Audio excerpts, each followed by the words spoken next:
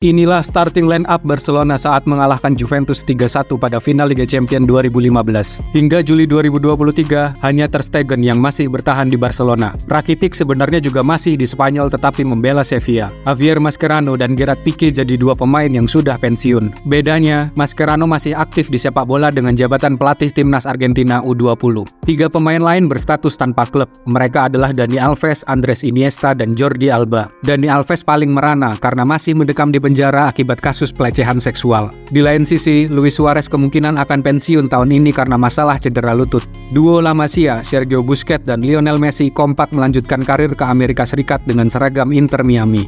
Nama terakhir adalah Neymar yang masih bertahan di PSG dengan label pemain termahal di dunia. Setelah mengalahkan Juventus, Barcelona tidak pernah lagi lolos ke final UCL hingga tahun 2023. Barcelona bahkan sempat babak belur kalah 2-8 dari Munchen hingga 2 kali beruntun gagal lolos fase grup.